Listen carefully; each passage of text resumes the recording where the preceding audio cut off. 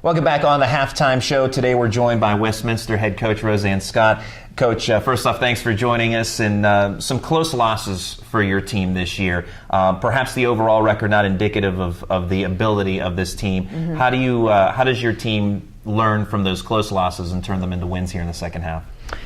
That's what we've been really harping on, the little things. The losses that we've had, we've been out-rebounded, the turnovers. And I know that comes with a lot of situations with experience, having freshmen out there. At times we have 5 freshmen out there, which is a good thing and a bad thing, but you know it's promising for us, and especially starting the second half of conference play here, where we're expecting those mistakes to get fixed.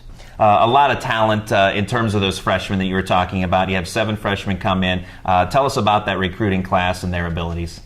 There's definitely a lot of ability there. It was good. We have a definitely bigger post present. We brought in 3 post players, guard-wise, point guards that could shoot.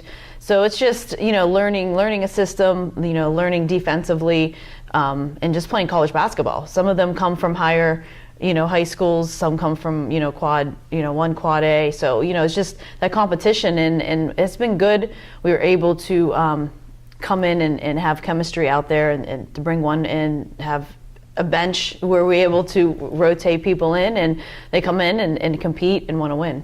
Emily Frommeneck, one of those talented freshmen on the inside, named PAC Rookie of the Week numerous times this season. How much of a boost has she been? She's been a great boost. I mean, just her body size. She's strong.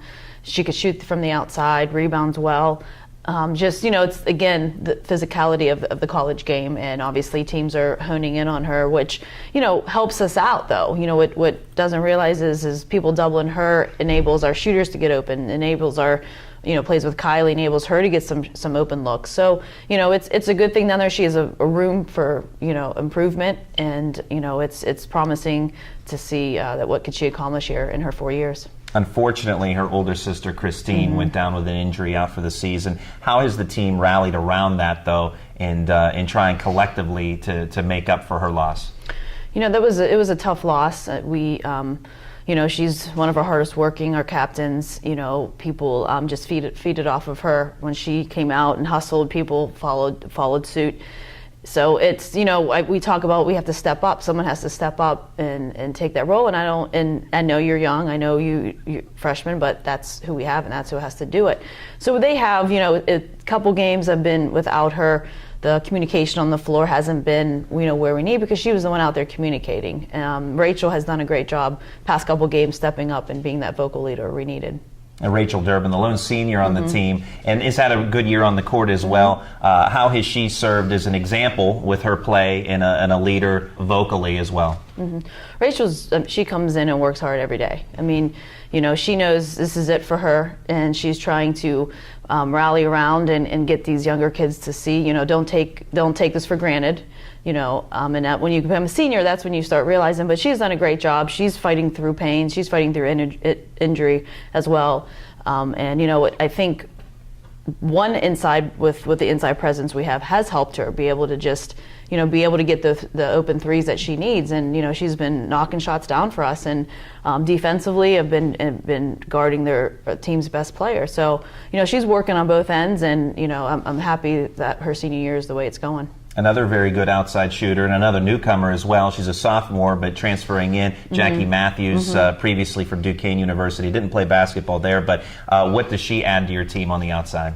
3-point shooting. I think she's ranked 18th. I forget in the country, but she's instant offense. So as soon as she comes in, we know, now she's starting, but we know she's going to give us points. And you leave her open in transition, you leave her open offensively, she's going to knock them down.